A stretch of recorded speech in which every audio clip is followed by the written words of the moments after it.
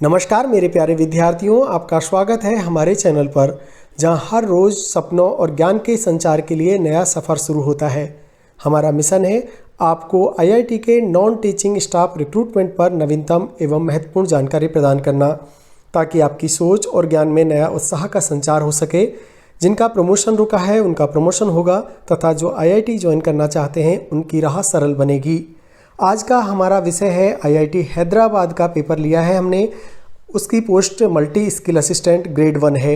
विद्यार्थियों, इस पोस्ट पर बहुत सारी रिक्वेस्ट हमारा सर्वे कराया था, जिसमें विद्यार्थियों ने कहा था कि हमें ये पेपर चाहिए।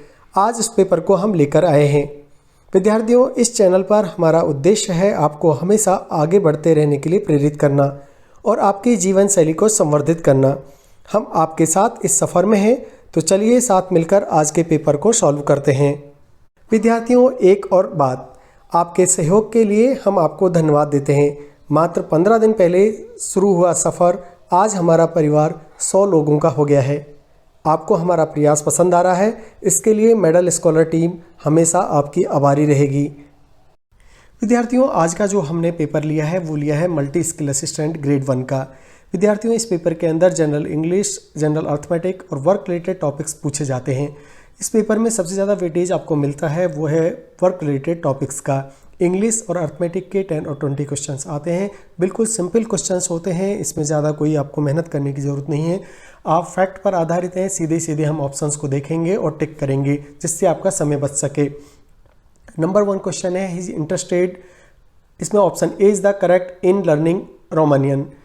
Question number 2, which of the following word is plural. विद्यार्थियों, याद रखिए इंडेक्स, क्राइसिस, क्राइटेरिया हमेशा सिंगुलर होते हैं। एनालिसिस एक वर्ड ऐसा है जो प्लूरल में काउंट होता है। दिखने में सिंगुलर लगता है लेकिन प्लूरल है, यही कारण है कि आईआईटी ने इसको क्वेश्चन में डाला है। Question number 3, which of the following options are closest in meaning to the sentence below. यानी एक सेंटेंस दे रखा है, उसका मीनिंग निकालना है। तो सेंटेंस है, she enjoyed herself immensely at the party, यानी उसने एकदम से यहाँ पे टेरिबल ट्रैफिक वर्ड यूज नहीं होगा। तो option C is the correct, C had a terrific time at the party, यानी टेरिफाइंग और टेरिबल यूज नहीं होगा। आपका question number 4, unjumble the following words to form a sentence. आपको वर्ड्स दिए हुए हैं, उसका आपको सेंटेंस फ्रेम करना है। तो उसके लिए सबसे पहले हम देखेंगे कौन सा ऑप्शंस पहले आ रहा है। पहले आ रहा है ई, उसके बाद देखेंगे कौन सा आ रहा है, फिर आ रहा है डी, फिर आ रहा है बी और फिर आ रहा है सी और फिर ए। इस तरह से एक सेंटेंस बन जाएगा। हर जॉब लेफ्ट हर, उसके बाद यहाँ आएगा विद, फिर आएगा आपका लिटिल और फिर फ्री टाइम। तो इस तरह से आप सेंटेंस को फ्रेम कर सकते हैं और देख सकते हैं कि कहाँ पर वो सेंटेंस का मीनिंगफुल सेंटेंस बन रहा है। तो option B is the correct for question number 4। Now question number 5, you and blank दिया हुआ है, are invited on tea this morning. यानी यू एंड हमेशा याद रखिएगा, जब भी फर्स्ट पर्सन और सेकंड पर्सन आते हैं तो फर्स्ट पर्सन को बाद में आता है, सेकंड पर्सन पहले आएगा। दैट्स वाई यहाँ यू एंड आई, क्योंकि आई यू आल्सो फर्स्ट पर्सन है, सेकंड पर्सन का पहला पर्सन आता है। इसी तरह आई आएगा, मी और वी नहीं आएगा, दे नहीं आएगा, क्योंकि you and I invited on tea this morning. विद्यार्थियों, आपको कन्फ्यूजन हो सकता है आर को देख करके, लेकिन यहाँ पर यू एंड आई के साथ में, क्योंकि ये 2 पर्सन्स हो जाएंगे, दैट्स वाई वहाँ पर आर का यूज हुआ है और आई के साथ में आर आया है, इसीलिए ये यहाँ पर रखा है प्रश्न। क्योंकि विद्यार्थी अक्सर कन्फ्यूजन होंगे कि आई के साथ एम नहीं आएगा, बट यहाँ पर यू एंड आई, जब भी ऐसा कोई सेंटेंस बनता है जिसमें फर्स्ट पर्सन और सेकंड पर्सन हो, तो हमेशा जो हेल्पिंग वर्ब लगती है वो फर्स्ट पर्सन के हिसाब से लगती है। तो यू की वजह से यहाँ पर हेल्पिंग वर्ब आर आया है, ना कि आई की वजह से। इसलिए ऐसे प्रश्नों को आप ध्यान रखिएगा। क्वेश्चन नंबर 5 का option C is the correct, I. Question number 6, choose the most appropriate options to change the voice. Active voice, passive voice आते हैं विद्यार्थियों, ये आपको प्रैक्टिस कर लेना, अलग से आपके लिए बता देंगे। इसमें जब भी एक्टिव वॉइस, पैसिव वॉइस आता है, आई regret the way I treated you, आप याद रखिएगा। तो उसमें क्या होता है, आपको ग्रामेटिकल, आपको टेंसेस वगैरह चेंज करके, option B is the correct for question number 6, I regret the way you were treated by me. तो यहाँ पर आप याद रखिएगा कि जो सेंटेंसेस होते हैं उनको डायरेक्ट इनडायरेक्ट में तो आपको क्या है, प्रेजेंट को पास्ट में बदलना होता है, लेकिन एक्टिव पैसिव में क्या होता है कि आपको प्रेजेंट की फॉर्म ही चेंज होती हैं और पास्ट की फॉर्म ही चेंज होती हैं। तो उसको हम विस्तार से अलग से डिस्कस कर लेंगे। यहाँ पर option B is the correct for question number 6। आगे देखते हैं विद्यार्थियों। Question number 7, since the day he blank दे रखा है, इल ही ब्लैंक है, ए लॉट ऑफ रीडिंग, तो इसमें आएगा वॉज एंड हैज़ डन, यानी option C is the correct for question number 7। Since the day he was ill he has done a lot of reading, तो इसमें वॉज और has done is the correct option for question number 7। Question number 8, question number 8 का है ही blank दे रखा है, माई name so I reminded हर, तो आपको याद रखना है क्योंकि वो भूल चुका है, दैट्स वाई हैड फॉरगेटन आएगा। हेड के साथ हमेशा थर्ड फॉर्म आती है, इसलिए ही had forgotten my name so I reminded her, भूल चुका था इसलिए मैंने उसे याद दिलाया। क्वेश्चन नंबर 9, आई ब्लैंक दे रखा है, you know as soon as the telegram, तो यहाँ पर जो आगे ब्लैंक है तो आएगा I will let you know as soon as the telegram arrives, जैसे ही आता है, तो प्रेजेंट टेंस है।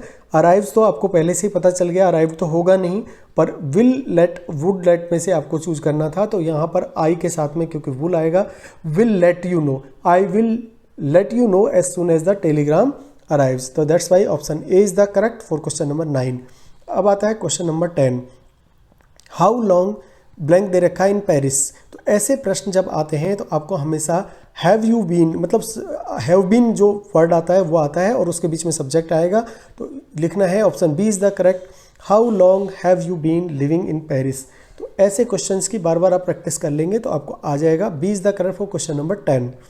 Now question number 11, if the starting time of 8:30 hours of a duty is 9:15 AM, then ending time of the duty is, आप यहाँ पर question दे रखा है कि स्टार्टिंग टाइम ड्यूटी का है 8:30 आवर्स ऑफ द ड्यूटी और 9:15 AM है, then the ending time of the duty क्या होगा, तो option C is the correct for 5:45। अगर किसी प्रश्न में मैथमेटिकल में आपको दिक्कत आ रही है तो आप हमें लिख सकते हैं, उसका डिटेल सॉल्यूशन हम अलग से दे देंगे। यहाँ पर पॉसिबल नहीं है कि मैं डिटेल सॉल्यूशंस आपको दे पाऊँ स्क्रीन पे, क्योंकि इसमें बहुत सारा लेंदी टाइम आपका निकल जाएगा, तो मैं ऑप्शंस बता रहा हूँ, आप ट्राई करिएगा। फिर भी अगर किसी क्वेश्चन में दिक्कत है तो आप दीजिए प्लीज़, हम उसका सॉल्यूशन अलग से आपको मेल पर दे देंगे। Question number 12, how many days are there between December 25th then February 5, 23 excluding the end dates, end date को आपको नहीं लेना है और दोनों के बीच में जब आप डेज काउंट करेंगे तो 41 is the correct answer. Question number 12। Question number 13, if Raj takes leave from the December 24, 2022 to January 3, 2023 then he has taken leave for, अब देखिए दिसंबर 24 से ले रहा है और जनवरी 3 तक ले रहा है, तो आपको काउंट करके देखना है कि इन बिटवीन कितने डेज आ रहे हैं, तो 11 डेज आपका आता है, तो option C is the correct for question number 13। In an institute there are 6 buildings, question number 14 हम पढ़ रहे हैं। In each of the building there are 5 floors and each floor there are have 10 rooms in which one room is reserved for meetings and other are allocated faculty offices. What is the total number of faculty offices in the institute? अब आप यहाँ पर अगर देखेंगे, calculate करके देखेंगे तो आपका 270 आता है, option C is the correct for question number 14। Which of the following date can be third Saturday of a month, तो इसमें से कौन सा डे है जो third Saturday of the month हो सकता है, तो उसमें 15 is the right answer. Question number 15 का 15 ही है, option B is the correct.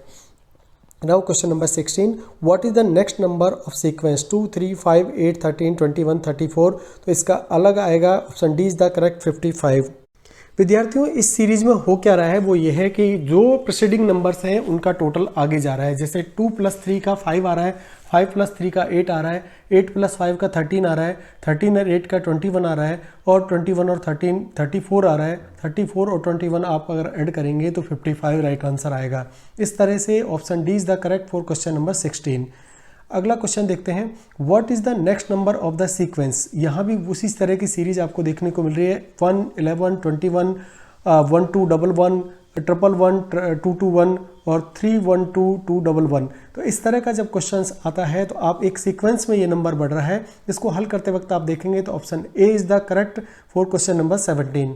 विद्यार्थियों इस तरह का प्रश्न जब भी आपके सामने आए तो इसमें होता क्या है कि आप नंबर को किस तरह पढ़ते हैं, केवल उस हिसाब से अगला नंबर आएगा। जैसे यहाँ पर आप 1 को कैसे पढ़ेंगे, 1 1 है, 1 कितना है 1 1, इसलिए 1 1 11 हो गया। 11 को कैसे पढ़ेंगे, यहाँ पर क्या है, कितने हैं 2 1 है, यानी 1 कितने हैं, 1 1 जो लिखा है वो कितने हैं 2 1, तो 2 1 आ गया। इसी तरह 2 1 को जब आप रीडिंग करेंगे तो कैसे पढ़ेंगे, यहाँ पर आ रहा है 2 कितने हैं, 1 1 कितना है, 1 1 2 1 1, यानी 2 में 1 कितनी बार आ रहा है, 2 बार। तो 1 2 1 1 2 1 1, यानी 2 को कैसे पढ़ रहे हैं, 1 2, 1 को 2 बार आएगा तो 2 बनेगा। तो इस तरह से इसको सीक्वेंस में जब आप लगाते जाएंगे तो ऑप्शन 1 आएगा, ए 1 3 1 1 2 2 1। तो ये प्रोनाउंसिएशन के ऊपर क्वेश्चन होता है। तो इस तरह के प्रश्न हार्ड नहीं होते, बस थोड़ा ट्रिकी होते हैं, तो उनको आप सॉल्व कर सकते हैं। अब देखते हैं क्वेश्चन नंबर 18 को। विद्यार्थियों, क्वेश्चन नंबर 18 है, विच of the following inequality is correct. यानी आप देखेंगे कि इसमें 1/5 ग्रेटर देन 2/11, तो ऐसे को परसेंटेज निकाल के भी सॉल्व कर सकते हैं आप। तो option C is the correct, 10/11 greater than 11/12। फिर आता है question number 19, which among the following is the bigger number. तो बिगर नंबर आप जब परसेंटेज निकालेंगे 33% ऑफ 70, तो इज द बिगर नंबर आएगा क्वेश्चन नंबर 19 का। C option is the correct for the question number 19। Question number 20, the average marks of 89 student is an exam is 68. A student exam paper was not corrected. After correcting and including this student mark, the average number becomes 67.5. What is the student's marks? जब question को solve करते हैं तो option ए आता है 23। तो इस तरह से आप मैथमेटिक क्वेश्चंस को कर लीजिएगा और उसके बाद हम इसको डिटेल में, अगर कोई क्वेश्चन में प्रॉब्लम है तो डिटेल में एनालिसिस कर लेंगे। मेन पर्पज़ होता है हमारा जो वर्क रिलेटेड आपके क्वेश्चंस हैं उन पर फोकस, क्योंकि वही क्वेश्चन है जो आपको कहीं ना कहीं नहीं आते हैं। बाकी मैथ, इंग्लिश, ये जनरल सब्जेक्ट्स होते हैं, इनको आप कर ही लेंगे, ऐसा मुझे विश्वास है। अब आते हैं हम वर्क रिलेटेड टॉपिक्स के ऊपर जो मेन इंपॉर्टेंट है। क्वेश्चन नंबर 21, उसमें लिखा है फ्रैंकिंग मीन्स, यानी फ्रैंकनिंग क्या होता है। आपको पता है कि first prepare the documents, these documents are then taken to appropriate centre for franking. यानी फ्रैंकिंग जो वर्ड है, फ्रैंकिंग का मतलब होता है हिंदी में एक तरह से सत्यापित करना। यानी जब भी डॉक्यूमेंट होते हैं, कोई लीगल डॉक्यूमेंट होते हैं, तो उस पर स्टाम्पिंग की जाती है। स्टाम्पिंग होने के बाद वो ओरिजिनल डॉक्यूमेंट बन जाते हैं। जैसे आप बैंक में गए, आपने कोई म्यूचुअल फंड में गए, आपने देखा होगा कि वहाँ पे एक मशीन लगी होती है जो कि आपके डॉक्यूमेंट के ऊपर एक स्टाम्पिंग करती है कि इतने बजे ये डॉक्यूमेंट रिसीव हुआ, तो वो ऑथराइज डॉक्यूमेंट बन सकता है, ऑथेंटिकेट हो जाता है उस इंस्टीट्यूट के द्वारा। तो फ्रैंकिंग जो होता है वो उसका मतलब होता है फर्स्ट प्रिपेयर द डॉक्यूमेंट, पहले हम डॉक्यूमेंट तैयार करते हैं। These document are then taken for appropriate centre for franking. यानी वो बैंकिंग हो सकता है, लीगल सेंटर हो सकता है, कहीं भी वो डॉक्यूमेंट को, जैसे स्टाम्प आपने खरीदा, टाइप करा लिया, लेकिन वो लीगल नहीं है। जब तक कि उसमें स्टाम्पिंग नहीं होगा, फ्रैंकिंग नहीं होगा, तब तक वो लीगली वैलिड नहीं होगा। यही कारण है कि फ्रैंकिंग में first prepare the document then franking होता है। अब यह ऑप्शन बी इनकरेक्ट है, buy stamp paper from the authorise vendor, ये नहीं होगा। After getting the document ready obtain required amount of regular stamps, ये सब नहीं होगा। सिंपल है, फ्रैंकिंग क्या है वो पूछा है, तो option A is the correct for this. अब आता है question number 22, when a book packets contain periodicals reaches to the dispatch section, then अब सेक्शन में पहुंच गया। कोई भी है आपका बुक पॉकेट है, बुक का पैकेट है, पैकेट कंटेन पीरियोडिकल है जो कि पाक्षिक रूप से छपता है, और वो डिस्पैच सेक्शन में पहुंच गया, तो आपको क्या करना होगा। विद्यार्थियों, यहाँ पर दो ऑप्शंस हमें करेक्ट लगते हैं जो हमारे टीम को सेलेक्ट हुआ है। इसमें IIT हैदराबाद को ये ऑप्शन या तो रद्द करना पड़ा होगा क्वेश्चन, या इसमें कन्फ्यूजन है। तो इसमें ऑप्शन ए आल्सो करेक्ट और ऑप्शन डी आल्सो करेक्ट है, तो इसमें बोनस मार्क पक्का मिला होगा स्टूडेंट्स को। ऑप्शन ए में आता है just collect, it is the postage charges in cash from the firm who post a very large number of unregistered packet has already paid in cash। और D option है open the packet and contact the office from the contact details. तो ये दोनों ही option इसमें सही आता है, ए एंड डी। तो क्वेश्चन नंबर 23 देखते हैं, fax is considered more secure than email because. Fax को ज़्यादा सिक्योर माना गया है ईमेल से, क्यों। The limited exposure of the internet, यानी वहाँ पर कोई भी आपकी मिस हैपनिंग नहीं हो सकती है। इंटरनेट पर क्या है कि आप पूरे खुले में हैं, वहाँ आपके साथ कुछ भी छेड़खानी हो सकती है, आपको स्पाई किया जा सकता है। लेकिन फैक्स के अंदर ऐसा कुछ नहीं है, जहाँ से आप डालेंगे फैक्स करेंगे और जहाँ जिस आदमी को भेजा है सीधे उसी को मिलेगा, बीच में कोई इंटरफेरेंस नहीं है, इंटरनेट नहीं है। इसीलिए ईमेल की बजाय फैक्स को ज़्यादा सिक्योर माना गया है। इसीलिए आपने देखा होगा डिफेंस वगैरह के ऑफिस में या हाई प्रोफाइल जहाँ पर सिक्योरिटी है, वहाँ पर मेल की बजाय फैक्स को प्रेफर आज भी किया जाता है। सिक्योरिटी की वजह से। Question number 24, which of the following do not describe facts, यानी डू नॉट डिस्क्राइब जो फैक्ट्स होता है वो क्या है, वो टेली व्यू आता है, टेली कॉपिंग नहीं होता है, टेली फेसमेल नहीं होता है, टेली फैक्ट्स नहीं होता, टेली व्यू जिसको बोलते हैं वो उसमें आता है डू नॉट डिस्क्राइब फैक्ट्स। विद्यार्थियों ये होता ये है कि टेलीफोन लाइन के द्वारा ये फैक्स किया जाता है डू नॉट डिस्क्राइब फैक्ट्स में, और इसीलिए इसको टेली व्यू बोलते हैं। Option C is the correct for question number 24। Question number 25, acknowledgement has to be obtained from. आप एक्नॉलेजमेंट किससे लेते हैं? सेंडर से तो एक्नॉलेजमेंट लेंगे नहीं, स्वाभाविक है कि रिसीवर जो भी होगा उसी से पावती ली जाती है। एक्नॉलेजमेंट होता है हिंदी में पावती। तो जब आप किसी को देंगे डॉक्यूमेंट तब उससे रिसिप्ट लेते हैं। सेंडर कोई एक्नॉलेजमेंट नहीं देता, सर्विस प्रोवाइडर को एक्नॉलेजमेंट नहीं देता, हायर अथॉरिटी को एक्नॉलेजमेंट नहीं देती, लेकिन रिसीवर हमेशा आपको एक्नॉलेजमेंट देता है। That's why option B is the correct for question number 25। विद्यार्थियों अब देखते हैं क्वेश्चन नंबर 26 को। After handing over the document and डाक with the details as the courier office the most important thing to collect back is it. आप याद रखिएगा, जब भी आप डाक को कुरियर सेंटर में देते हैं तो हमेशा ट्रैकिंग नंबर आप उससे लेते हैं। Sender address, receiver address, date of delivery, इस सब से कोई मतलब नहीं है। आपका कुरियर ऑफिस हमेशा ट्रैकिंग नंबर देता है। That's why option A is the correct for question number 26। A typical acknowledgement यानी पियोन बुक विल कॉन्टेन, यानी एक्नॉलेजमेंट जो बुक होती है वो हमेशा पियोन लेके जाता है डाक, तो उसमें क्या रहता है? सब्जेक्ट ऑफ द डॉक्यूमेंट रहता है। ए typical acknowledgement book will contain subject of the document. हमेशा वेट नहीं होता, साइज नहीं होता, वर्थ ऑफ द डॉक्यूमेंट नहीं होता, लेकिन सब्जेक्ट हमेशा लिखा रहेगा। That's why option C is the correct for question number 27। Now question number 28, duties and responsibilities of an applicant of the present position includes, यानी क्या क्या उसकी ड्यूटीज एंड रेस्पॉन्सिबिलिटी में होता है? Physical maintenance of the record of the section, बिल्कुल उसकी duty में होता है। Carrying of files and other paper with in the building, बिल्कुल सही है। Photo copying, sending of fax, all of the above, तो all of the above applicant की ड्यूटी में रहता है, रेस्पॉन्सिबिलिटीज में रहता है। That's why option D is the correct for question number 28। Question number 29, in case of an officer is the long leave had retired or left the office after completion of our tenure receives non-confidential letter, then what should be receive the letter। यानी यहाँ पर कहा है in case officer is long leave है और has retired और left the office after completion of hours tenure receives a non confidential letter. अब अगर नॉन कॉन्फिडेंशियल लेटर है, कॉन्फिडेंशियल नहीं है, then what should not receive the letter? The incumbent यानी उनकी उपस्थिति में जो आदमी उस टेबल पर आया है, जो जगह पर आया है, वो लेगा, या द पर्सन स्टाफ कंसर्न, या officer just below the concern officer dealing with the subject, या the officer who has longest service in the next office. तो इसमें option D is the correct है, the officer who has longest service in the next office. जो भी next office में service करेगा longest, वो उसको लेटर को, नॉन कॉन्फिडेंशियल लेटर को एक्सटेंड करेगा। Option D is the correct for question number 29। Question number 30, a person with in the section charge with the responsibility and maintaining the section diary is called a. तो डायरिस्ट बोलते हैं उसको, ध्यान रखिएगा। Receptionist नहीं होता है, कॉलर नहीं होता है, डीलिंग हैंड नहीं है। Option A is the correct for question number 30।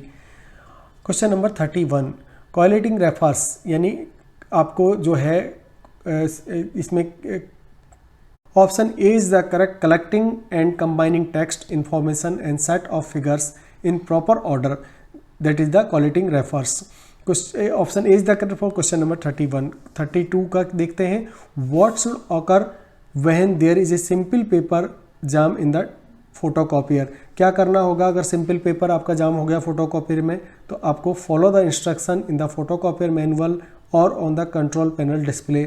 Option C is the correct for question number 32। बिल्कुल सिंपल क्वेश्चंस आते हैं इस एग्जाम में, और ये उसी स्टैंडर्ड के हिसाब से, एजुकेशन स्टैंडर्ड के हिसाब से। Question number 33, when did the Chester Carson invented the photocopier, यानी चेस्टर जो कार्सन है उन्हें फोटोकॉपियर इन्वेंटेड किया था, वो कब किया था? तो 1938 में फोटोकॉपियर के इन्वेंशन किया था चेस्टर कार्सन ने। तो ये याद रखिएगा, option B is the correct for question number 33। Question number 34, a photocopy machine copies 5 pages in 1/8 of a minute, what is the rate of the copying of machine per minute? यानी आपको 5 pages पर minute 1/8 of a minute में निकालता है। तो option D is the correct, 40 pages पर minute वो निकालेगा। Option number question number 35, which of the following is like a copier machine and used A scan document by placing them upside down on a glass plate. तो आपको पता ही है ये flat bed scanner होता है। Flat bed scanner के ऊपर आप पेपर रखते हैं और फिर फोटोकॉपियर के तौर पे भी आप उसको प्रिंट कर सकते हैं। Option D is the correct flat bed scanner. OMR होगा नहीं क्योंकि आपको OMR सीट के स्कैन के लिए है, स्कैनर है, प्लॉटर होगा नहीं, इसीलिए option D is the correct. Question number 36, function registry is, function registry क्या काम करती है? Monitor the movement of the record और फाइल। हमेशा फंक्शन रजिस्ट्री किसी भी डिपार्टमेंट में होती है, कहीं सेंट्रल रजिस्ट्री के नाम से जाना जाता है, कहीं फंक्शन रजिस्ट्री के नाम से जान सकता है। उसमें सारी फाइल और लेटर्स की मॉनिटरिंग की जाती है, इन आउट देखा जाता है कि कौन सी फाइल डिपार्टमेंट से बाहर गई है, कौन सी अंदर आई है, उसी का मॉनिटर किया जाता है। Option A is the correct. Question number 36। Question number 37, what is filing? Filing क्या है? तो आपको याद रखना है option C is the correct, the action of arranging document in a आपको प्री डिटर्मिनेटेड सीक्वेंस, मतलब प्री डिटर्मिनेड सीक्वेंस में आपको उसको रखना है, प्री डिटरमाइंड वे में उसको देखना है कि पहले से जो सीक्वेंस चली आ रही है उसी के नंबर में आपको फाइलिंग करना होता है। यानी एनक्लोजर नंबर होते हैं फाइल के अंदर में, एनक्लोजर और आपको नोट शीट लगी होती हैं आपकी लेफ्ट साइड में, राइट साइड में एनक्लोजर्स होते हैं। तो उस एनक्लोजर नंबर का जो सीक्वेंस आपका आ रहा है प्री डिटरमाइंड वे में वही आपको रखना है। Option C is the correct for question number 37। अब हम 38 देखते हैं। विद्यार्थियों अब देखते हैं क्वेश्चन नंबर 38। ये क्वेश्चन बिल्कुल गलत क्वेश्चन है, गलत तरीके से फ्रेम हुआ है। The function of preserving and maintaining record of containing use is referred as. तो इसमें दो ऑप्शन सही आ रहे हैं विद्यार्थियों, एक है रिकॉर्ड रिटेंशन एंड एक है रिकॉर्ड मेंटेनेंस। दैट्स वाई इसमें बोनस मार्किंग दिया गया होगा। अब बात करते हैं क्वेश्चन नंबर 39 की। इसमें ब्लैंक दे रखा है, इज ए सब unit of records management unit responsible for the receipt control and maintenance.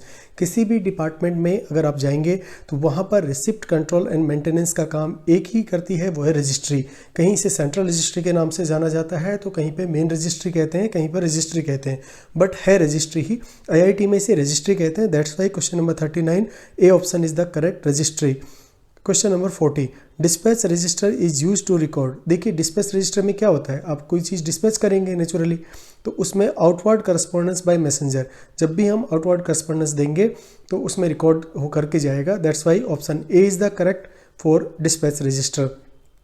Question number 41, the computer can be connected to a projector to project the screen using. अब देखिए computer को किससे connect करते हैं, projector से, और screen using VGA, HDMI, DVI first and DP cables. बहुत important question है और ये इस लेवल के एग्जाम में आया है, आपके किसी भी लेवल के एग्जाम में ये पूछा जा सकता है। देखिए कंप्यूटर को आप VGA केबल से कनेक्ट कर सकते हैं, HDMI से कर सकते हैं, DVI से कर सकते हैं और DP केबल से कर सकते हैं, लेकिन USB से आप कनेक्ट नहीं कर सकते। USB जहाँ है वो ऑप्शन गलत हो जाएगा आपका, ठीक है। RJ45 केबल्स उसमें कनेक्ट नहीं होती हैं, गलत हो जाएगा। एक आपकी PS/2 केबल्स हैं, वो भी गलत हो जाएगा। DVI आता है, DP आता है, HDMI आता है और VGA आता है। That's why option C is the correct for the question number 41। Now question number 42, 1 kilobyte is equal to, आपको याद है इसका एक फार्मूला मैं आपको देता हूँ। विद्यार्थियों जब भी ऐसे प्रश्न आएंगे तो आपको एक मैं सूत्र देता हूँ, एक ट्रिक देता हूँ, उस ट्रिक को आप नोट करिए। इसमें है king mother goes to Pakistan for eating zebra and yaks. इसे आप याद कर लीजिए, ये बहुत इंपॉर्टेंट है। King mother goes to Pakistan for eating zebra and yak. तो जब भी आपको याद होगा कि किंग के फॉर आपको किलोबाइट, मदर से बनेगा मेगाबाइट, गोज से बनेगा गीगाबाइट, पाकिस्तान से पेटाबाइट, ईटिंग से एक्साबाइट और जेब्रा से जेटाबाइट और याक से बनेगा योटाबाइट। तो इस तरीके से अगर आप याद करेंगे तो आपको पता ही है, बिट निबल बाइट तो आपको पता ही होता है, और किलोबाइट से लेकर के और येटाबाइट तक ये कभी कभी सीक्वेंस में लगाने के लिए एग्जाम में आता है। तो इसको आप याद रखेंगे तो आपको कभी भी प्रश्न गलत नहीं होगा। इसको याद रखिए, और ये इंपॉर्टेंट फार्मूला है king mother goes to Pakistan for eating zebra and yak. तो विद्यार्थियों यहाँ पर आया है किलोबाइट, और फार्मूला के हिसाब से 1024 बाइट आपका आता है, क्योंकि सभी में 1024 बाइट आता है, लेकिन किलोबाइट में क्या आएगा 1024 बाइट। तो इस तरह के सीक्वेंस से याद कर सकते हैं आप, तो आपका क्वेश्चन गलत नहीं होगा। अब लेते हैं question number 43। The input device of the computer is, बहुत इंपॉर्टेंट क्वेश्चन है। प्रिंटर आउटपुट लेता है, स्पीकर आउटपुट लेता है, प्रोजेक्टर आउटपुट देता है, लेकिन MIC जिससे हम कोई भी आवाज़ कंप्यूटर को देते हैं वो होता है MIC, और दैट्स वाही क्वेश्चन नंबर 43 का इनपुट होगा MIC। D option is the correct. अब लेते हैं question number 44। Function keys are on the keyboard. देखिए फंक्शन कीज में बहुत इंपॉर्टेंट है, F1 से लेकर F12 तक की जो की होती हैं वो फंक्शन की कहलाती हैं। That's why option C is the correct for question number 44 12। Now question number 45। The name of the following interface is. देखिए जब भी आपको इस तरह का अगर डायग्राम में आप देखिए स्क्रीन पर इस तरह का डायग्राम आपको दिखेगा तो HDMI केबल का नहीं हो सकता है, क्योंकि HDMI केबल जो होती हैं वो डिफरेंट तरीके की होती हैं। इसमें VGA भी नहीं है, ये डिस्प्ले पोर्ट होता है, यानी जब भी आप प्रोजेक्टर वगैरह लगाओगे तब ऐसा आपको दिखेगा, तो डिस्प्ले पोर्ट इसको बोलते हैं। तो क्वेश्चन नंबर 45 में option D is the correct, display port. Question number 46। The name of the following interface is. तो इस तरह का केबल बहुत पहले कंप्यूटरों में आपने देखा होगा, जब VGA चलता था, HDMI नहीं आया था, दैट टाइम ये VGA केबल इसको बोलते हैं। क्वेश्चन नंबर 46 में option B is the correct for VGA। Now question number 47। The name of the following interface is. यहाँ पर देखिए आपको ये DVI-D सिंगल लिंक होता है, सिग्नल लिंक जो आपको आता है, इसमें एक ही लिंक बैठता है इसलिए सिंगल लिंक बोलते हैं इसको। DVI-D ऑप्शंस में करेक्ट आता है, तो option C is the correct for this port. Now question number 48। Expansion of USB is. USB का फुल फॉर्म यहाँ पर पूछा है, यूनिवर्सल सीरियल बस। आपका आता है यूनिवर्सल सीरियल बस, तो option A is the correct for USB की फुल फॉर्म के लिए question number 48। Question number 49। The correct statement about HDMI connection is. यहाँ पर पूछा है both audio and video can be connected. बिल्कुल HDMI के अंदर आप ऑडियो और वीडियो के लिए अलग अलग केबल्स नहीं होती हैं, एक ही केबल से आपको ऑडियो जाता है और वीडियो जाता है। आपका VGA वगैरह की जो पहले केबल आती होंगी, आपने देखा होगा कि टीवी के अंदर हम पहले 3 तरह की केबल्स, कलरफुल केबल्स लगाते थे, एक वीडियो की होती थी, एक ऑडियो की होती थी, लेकिन आजकल अगर HDMI आ गया है, HDMI के अंदर एक ही केबल कनेक्ट हो जाती है और उसी से आपका वॉइस भी चला जाता है और वीडियो भी चला जाता है। That's why option A is the correct for question number 49। अब देखते हैं question number 50। The internet connection can be connected from. अब देखिए आप याद रखिएगा, इंटरनेट कनेक्शन के लिए हमेशा जैक चाहिए होता है, 45 पोर्ट का चाहिए होता है। That's why registered jack 45 port का जो केबल है उसके लिए मिनिमम इंटरनेट कनेक्शन के लिए रिक्वायर्ड है। That's why option B is the correct for question number 50। विद्यार्थियों अब देखते हैं question number 51। The display can be connected to the computer through, यानी डिस्प्ले हमेशा ऑक्सिलरी केबल नहीं आएगा, RCA XLR नहीं आएगा, DP पोर्ट के थ्रू ही display can be connected to the computer. तो DP पोर्ट आप याद रखिएगा, जब भी डिस्प्ले की बात आती है, D for display, DP port. A option is correct for question number 51। Now question number 52। Both MIC and speaker connections can be connected by. अब MIC और स्पीकर दोनों कनेक्ट हो सकता है, किससे? आपको आता है वो SR-RT पिन जो होती है उससे कनेक्ट हो जाता है MIC एंड स्पीकर। तो जब भी MIC और स्पीकर दोनों को आपको कनेक्ट करना है तो कौन सा पिन आप यूज करेंगे? Option C is the correct, SR-RT pin. विद्यार्थियों अब देखते हैं question number 53। The computer screen can be shared with an additional display using.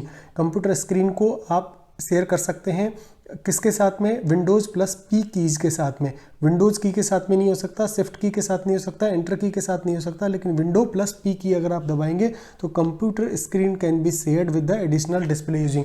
मतलब अगर आप विंडोज प्लस शॉर्टकट की है विंडोज प्लस P को दबाएंगे तो इससे आपका जो डिस्प्ले है वो दूसरे कंप्यूटर के साथ शेयर हो जाएगा। तो ये शॉर्टकट आप याद रखिएगा। ये जनरली आपसे इसलिए पूछा जा रहा है इस पोस्ट के लिए क्योंकि उसको ये सब डिस्प्ले वगैरह लगाना करना, कंप्यूटर कनेक्ट करके देना अधिकारियों के पास, तो ये सारी चीज़ें उसको उसके डे टू डे प्रोफाइल के अंतर्गत आता है। दैट्स वाई ऐसे क्वेश्चंस इस पोस्ट के लिए पूछे जा रहे हैं। 4K resolution is. 4K जब भी बात होती है तो उसका रेजोल्यूशन क्या होता है? तो उसका होता है 3840 पिक्सल से लेकर के 2160 पिक्सल। आपने याद होगा 4K के अंतर्गत आता है, इसमें डिजिटल पिक्चर्स आती हैं, बिल्कुल इसका है 3840 यानी 3840 पिक्सल से लेके 2160, तो 3840 इंटू 2160 यानी 2160। तो option A is the correct for question number 54। Shortcut key to making presentations mode of power point is F5, यानी अगर आप F5 को प्रेस करेंगे तो F5 का आपका प्रेजेंटेशन मोड में चला जाएगा, अगर डिस्प्ले आपका सीधा सीधा होने लगेगा यानी प्रेजेंटेशन के लिए। तो option A is the correct for question number 55। Now question number 56, the shortcut key to maximize the windows is F11 है, सीधा है, ये तो आप डे टू डे में यूज भी करते होंगे। तो option B is the correct for question number 56। Question number 57, switch between open apps in windows. Open apps के अंदर अगर आपको आपकी जो टास्क बार है उसके अंदर, अगर विद्यार्थी जो टास्क बार के अंदर आप देखेंगे बहुत सारे ऐप्स आप खोल के रखते हैं। अगर एक ऐप से दूसरे ऐप में जाना है तो आपको F11 अगर आप प्रेस करेंगे तो उसमें आपका आएगा मैक्सिमाइज विंडोज़ के लिए है, और अगर आप करेंगे अल्ट प्लस टैब करेंगे तो आप स्विच कर सकते हैं एक दूसरे ऐप के अंतर्गत। तो जब भी आपको मैक्सिमाइज करना है तो आप F11 यूज करेंगे, और जब आपको एक ऐप से दूसरे ऐप में जाना है या एक विंडो से दूसरी विंडो में जाना है तो अल्ट प्लस टैब का यूज करेंगे। तो option C is the correct for question number 57। Now question number 58, shortcut key to lock PC को लॉक करने के लिए है Windows plus L. Windows plus L दबाएंगे तो सीधा सीधा आपका कंप्यूटर लॉक हो जाएगा। आप जल्दी में हैं, आपको जल्दी से निकलना है, आपका पीसी खुला हुआ है, आप विंडोज की के साथ में एल को प्रेस करेंगे, आपका कंप्यूटर लॉक हो जाएगा और आने तक सेफ रहेगा। That's why option C is the correct for question number 58। Shortcut key to full screen mode of PDF file. PDF file को फुल स्क्रीन करने का है कंट्रोल प्लस एल। आप याद रखिएगा, विंडो की के साथ में एल दबाएंगे तो आपका पीसी लॉक होगा, लेकिन कंट्रोल के साथ अगर एल दबाएंगे तो आपका फुल स्क्रीन हो जाएगा पीडीएफ फाइल। तो that's why option A is the correct for question number 59। Question number 60, shortcut key automatically scroll PDF file page. वो ऊपर से नीचे तक अपने आप आएगा। अगर कंट्रोल शिफ्ट प्लस एच आपने दबा दिया तो ऊपर से नीचे तक स्क्रॉल होता रहेगा। कंट्रोल शिफ्ट कंट्रोल और एच, तो ये याद रखिएगा, शिफ्ट कंट्रोल एच इसका शॉर्टकट की है जो स्क्रॉल करने के लिए पीडीएफ फाइल को। Option B is the correct for question number 60। What is the output of, यहाँ पर एक्सेल का फार्मूला है, यहाँ पर राउंड अप करने का फार्मूला दिया है 22/7.2। तो राउंड अप करने के लिए जब भी आएगा तो ये ऐसा क्वेश्चन आप उसमें देखेंगे तो इसका आएगा option C is the correct 3.15। Now question number 62, what is the output of log 10 and log 10 2.71828। अगर इसको आप कंप्यूटर पर प्रेस करेंगे तो इसका लॉग बन के आता है एक्सेल के अंदर 1 and 2.303। Option A is the correct for question number 62। Now question number 63, given A1 is equal to 20 and A2 is equal to 30, evaluate if A1 greater than A2 1 और 0। इसका एक फार्मूला है तो इसका हमेशा 0 निकल के आता है A1, और इसको कैलकुलेट करेंगे तो option B is the correct for question number 63। Excel में ये होता है। Now 64, how to convert rows A1 A20 to columns A1 T1 in Excel. तो उसके लिए आपको कुछ नहीं करना है, क्लिक ऑन A1 और देन फार्मूला लगाना है आपको equal to and transpose A1 और A20, यानी उस क्राइटेरिया को सेलेक्ट कर लेना है, सेल्स के क्राइटेरिया को। आप जब सेलेक्ट करेंगे A1 से A20 तक तो ऑटोमेटिकली इक्वल टू ट्रांसपोज केवल आपको वर्ड यूज करना है। ब्रैकेट के अंदर हम जैसे ही सेलेक्ट करेंगे एरिया को A1 से A20 का तो ऑटोमेटिकली वो फार्मूला में फिट हो जाएगा और वहाँ से आप इसको कर सकते हैं। तो option C is the correct for question number 64। Now question number 65, in a long Excel file while scrolling down how to make the first row always visible। आप जब भी देखते हैं कि आपने कई बार देखा होगा जब स्क्रॉल नीचे करते हैं तो ऊपर हेडिंग्स में कुछ लिखा हुआ रहता है, जैसे सीरियल नंबर, डेट, नेम, और हमें पता नहीं होता है ये कॉलम किसका है, बार बार हमें ऊपर जाना पड़ता है देखने के लिए। तो उसका भी एक शॉर्टकट की है, तो आप याद रखेंगे व्यू फ्रीज टॉप रो। तो जैसे ही व्यू में जाएंगे, व्यू के अंदर ये ऑप्शन आता है फ्रीज टॉप रो, तो जैसे उसको प्रेस करेंगे तो आपका टॉप रो हमेशा फ्रीज रहेगा और बाकी स्क्रॉल होता रहेगा। तो उससे बार बार आपको ऊपर जाके देखने की जरूरत नहीं पड़ेगी। That's why option B is the correct for question number 65. Now question number 66. While printing from Excel, how to get the grid line printed? अब जब भी हम देखते हैं एक्सेल सीट में हमेशा आपको देखेगा प्रिंटिंग फॉर्म में आपको सिंपल सीट निकलती है, उसमें ग्रिड लाइन शो नहीं होती, जबकि कंप्यूटर के स्क्रीन पर ग्रिड लाइन शो होती हैं। तो इसके लिए हमको करना पड़ेगा इनेबल पेज लेआउट के अंतर्गत grid lines and print bubble. तो ग्रिड लाइन जैसे ही आप पेज लेआउट में जाएंगे तो पेज लेआउट के अंदर ग्रिड लाइंस आएगा, ग्रिड लाइन और पेज बबल को सेलेक्ट करेंगे, देन आपका ये आपको दिखने लगेगी ग्रिड लाइंस। तो option C is the correct for question number 66। विद्यार्थियों ये सारा पेपर सॉल्व किया गया है टीम के द्वारा, स्पेशली आपके लिए किया गया है। दैट्स वाई आप इसका फ़ायदा उठाइए, याद करिए क्वेश्चंस को, रिपीट करिए, वीडियो को बार बार देखिए, इससे आपको ये पूरी अच्छे से मेमोराइज हो जाएगा। क्वेश्चंस को नोट करना चाहते हो आप नोट कर लीजिए, और यही क्वेश्चन है जो बार बार घूम करके IITs के एग्जाम्स में पूछे जाते हैं। अब देखते हैं क्वेश्चन नंबर 67। विद्यार्थियों question number 67 is given the following values in the first column of an Excel file. A1 = 3, A2 = 6, A3 कुछ नहीं दे रखा है, A4 7 और AS 8। Evaluate the count A1 से A5 and count blank A1 से A5। तो आपको पता ही है ब्लैंक एक ही है तो नेचुरली ऑप्शन 1 ही आएगा। तो और आपने काउंट कर रखा है 4, क्योंकि A1 से A5 में जिनमें वैल्यू दे रखी है वो कितने सेल्स हैं, 4 हैं। A1 है, A2 है, A4 है, A5 है, तो 4 and 1। Option D is the correct for question number 67। Now question number 68। What is the function of inserting today's date. Today's date जब भी आपको एक्सेल के अंदर डालना है तो इक्वल टू डेट करके और आप कॉमा शुरू करें, ये ब्रैकेट शुरू करेंगे, ब्रैकेट बंद कर देंगे तो उससे आपको आ जाएगा डेट। आज का जो करंट डेट है वो इंसर्ट हो जाता है वहाँ पर। तो ये फॉर्मूला है डेट का, से आप याद कर लीजिएगा। Question number 69। What is the main language for macro in Excel. Macro का मेन लैंग्वेज जो है विजुअल बेसिक एप्लीकेशंस बोलते हैं। That's why option D is the correct for question number 69। Now question number 70। In a formula how do you make a absolute reference to a cell. Absolute reference कैसे बनाएंगे cell में, तो आपको याद ही है, हम जब सेल A2 अगर हमको दे रखा है तो इक्वल टू डॉलर वाला साइन लगाएंगे, A फिर डॉलर वाला साइन लगाएंगे और 2, तो ये एब्सोल्यूट वैल्यू निकल के आ जाएगी उसकी। तो ये option C is the correct for question number 70। Now question number 71।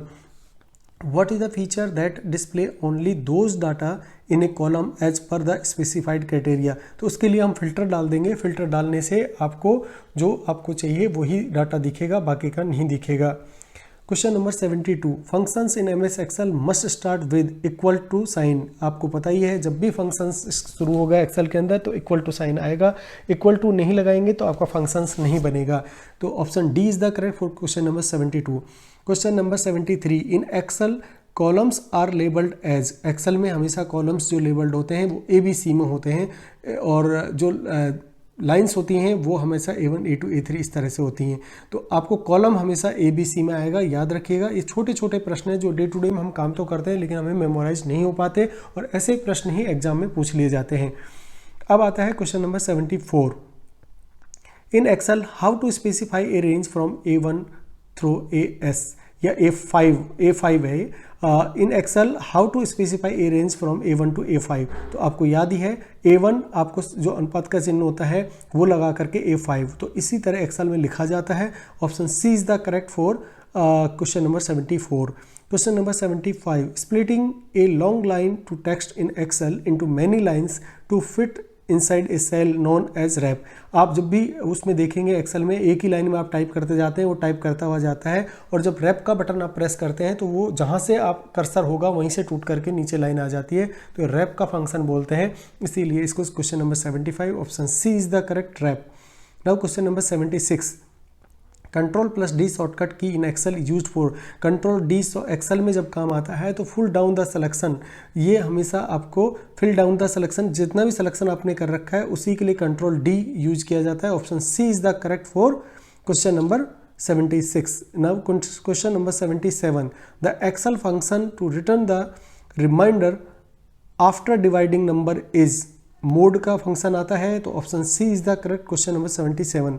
Which is the correct syntax for the summing up cells from A1 to A25। आपको इसका फंक्शंस आपको याद रखना है। तो इक्वल टू सम करने के लिए हमेशा सम लगाते हैं, यानी सम यानी प्लस, आपको एडिशन करना है तो सम उसमें शॉर्टकट होता है, A1 से A25 आता है तो समिंग हो जाएगा आपका, सीधा हिसाब है। तो सम करने के लिए समिंग है, समिंग अप सेल्स है A1 टू A25, तो इक्वल टू सम A1 और A25 आप सेलेक्ट करेंगे तो ये फॉर्मूला बन जाता है।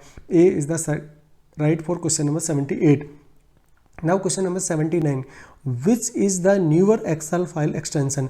अभी देखिएगा, आप पहले XLS लगता था, लेकिन अभी लेटेस्ट में जो एक्सेल आया है उसमें लगता है XLSX।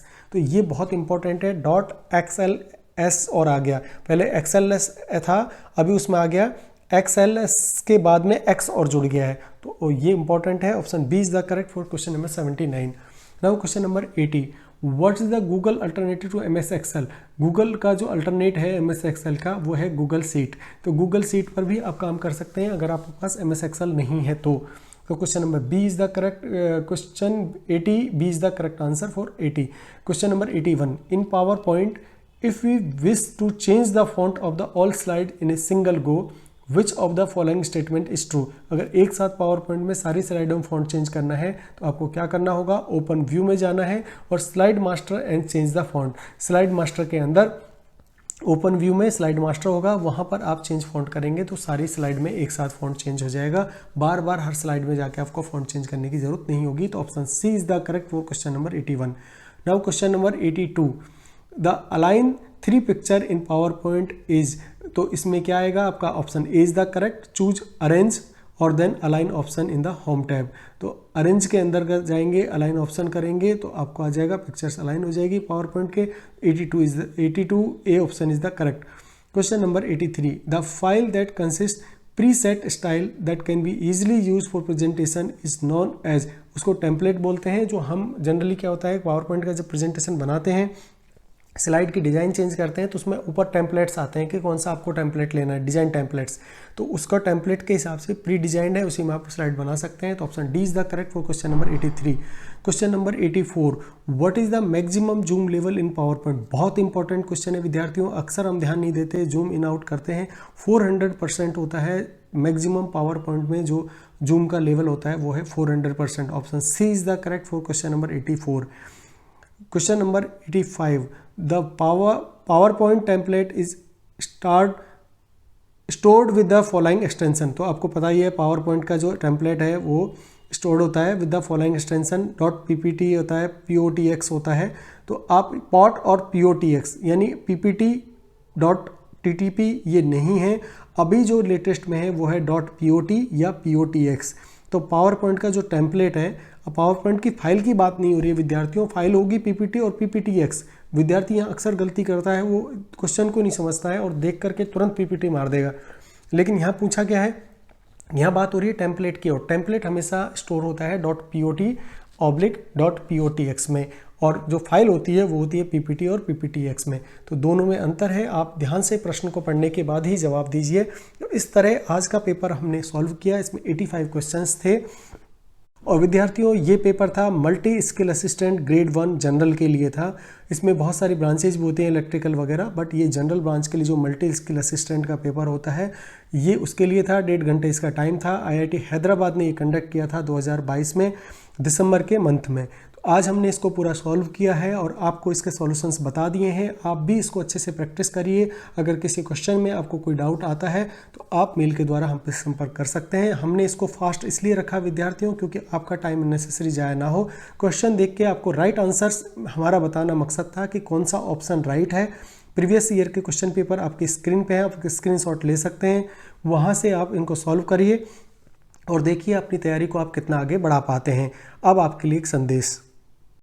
विद्यार्थियों, अगर आप में से कोई SSC junior senior Hindi translator की तैयारी कर रहा है, या RS की तैयारी कर रहा है, या RPSC फर्स्ट ग्रेड हिंदी या सेकंड ग्रेड हिंदी की तैयारी कर रहा है, तो हमारे चैनल पर उन सभी की तैयारी हिंदी की तैयारी की जाती है। बहुत सारे वीडियोस हमने अपलोड कर दिए हैं, सिलेबस के अनुसार यहाँ पर तैयारी की जा रही है। तो आप में से अगर कोई तैयारी करना चाहता है तो वो हमसे जुड़ सकता है। साथ ही IIT के लिए जितने भी पेपर पर डे के हिसाब से हम सॉल्व कराते जा रहे हैं, जो पेपर हमारे पास उपलब्ध होते जा रहे हैं उनको हम देते जा रहे हैं। कुछ विद्यार्थियों से हमने एडवाइस भी लिया था, जो हमारे प्रीसियस सब्सक्राइबर हैं, जो बताते रहते हैं, हमें मेल करते रहते हैं, उनमें से कुछ डेडिकेटेड भी हैं जो हमें बहुत ज़्यादा हेल्प कर रहे हैं। वो बता रहे हैं कि सर हमें कौन सा पेपर चाहिए, तो हम उनकी रिक्वेस्ट पर काम कर रहे हैं। हमारी टीम लगी हुई है, जैसे ही पेपर सॉल्व हो करके बाहर आता है हम आपको बता देंगे और वो वीडियो भी हम आपको अपलोड कर देंगे। जल्दी से जल्दी आपकी रिक्वेस्ट को फुलफिल हो, ऐसा हम प्रयत्नशील हैं। और विद्यार्थियों, आशा है आपने चैनल को सब्सक्राइब कर लिया होगा। विद्यार्थियों, यकीन मानिए सिलेक्शन तो यहीं से होगा, क्योंकि ये प्लेटफॉर्म एक ऐसा प्लेटफॉर्म है जो IIT के विद्यार्थियों के साथ, IIT के स्टाफ के साथ लगातार काम करेगा और आपको हर होने वाले पेपर को हम सॉल्व कराएंगे। मेरे कुछ डेडिकेटेड सब्सक्राइबर हैं, उन्होंने कहा है कि 2023 का जो एओ का पेपर है वो उनको चाहिए, तो उसको भी हम कल या परसों में सॉल्व करके पूरा दोबारा से आपको जो 2000 एनटीए ने कराया है उस पेपर को का पूरा सॉल्यूशन आपको देंगे, जिससे जिन विद्यार्थियों ने वो एग्ज़ाम नहीं दिया है उन्हें पता चल सके कि आजकल का ट्रेंड क्या है और किस तरह का पेपर एनटीए पूछ रहा है। तो आज का वीडियो देखने के लिए बहुत बहुत धन्यवाद दोस्तों। आशा है आपने सब्सक्राइब और लाइक कर लिया होगा। धन्यवाद।